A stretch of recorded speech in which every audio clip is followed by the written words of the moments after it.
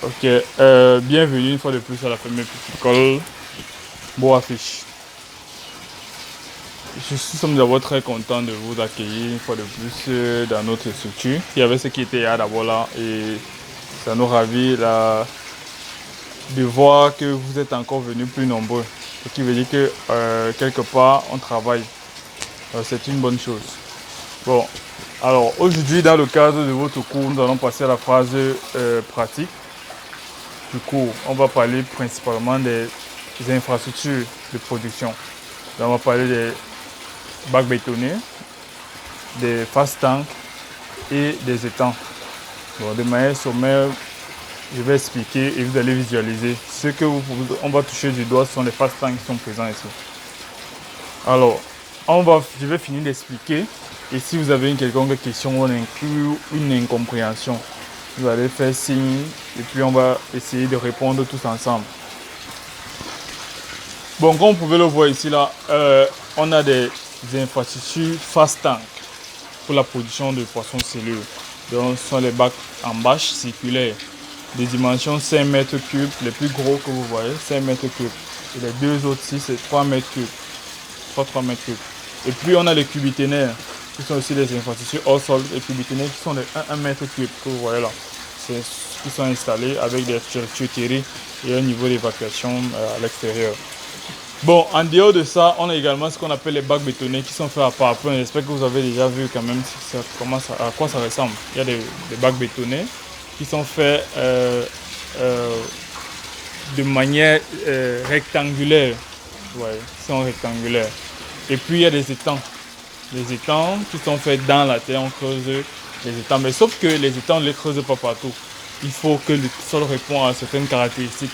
Il faut que la terre soit étanche. Il faut que l'eau soit disponible à proximité. Il faut également que la contenance par rapport à l'environnement soit maîtrisée. Alors, en ce qui concerne les bacs bétonnés et les fast tanks, les bacs bétonnés et les fast tanks se font, on peut le faire dans la ville, comme par exemple ici nous sommes en pleine ville, on fait notre position piscicole. Par contre, les étangs demandent un peu plus de se reculer hors des habitations pour pouvoir effectivement ces étangs. Un autre point également, c'est que la prise en charge des étangs est différente de la prise en charge des bacs bétonnés et des bacs en bâche, parce que la prise en charge des bacs en bâche est plus demandante, c'est-à-dire est plus intense. Vous devez vider l'eau le matin, soir. Vous devez donner l'aliment matin, midi, soir. Vous devez être là, virgule après virgule. Or, en étang, ce n'est pas totalement ça. Vous pouvez juste avoir votre étang qui a déjà la mise en charge, avec l'eau évidemment. Et puis vous renouvelez l'eau après peut-être 2 ou 3 jours en fonction du débit d'eau que vous avez.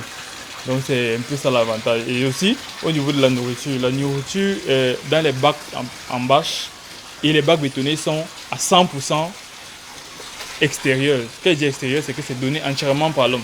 Or, dans les étangs, on peut avoir la production des eaux et des phytoplanctons. J'espère que vous avez vu. La production primaire, c'est-à-dire les algues qui sont disponibles et les poissons se nourrissent également de là. On peut également fertiliser l'étang pour avoir ces productions primaires. Et après, on ajoute également l'aliment pour pouvoir booster la croissance. Donc, c'est à peu près ces deux types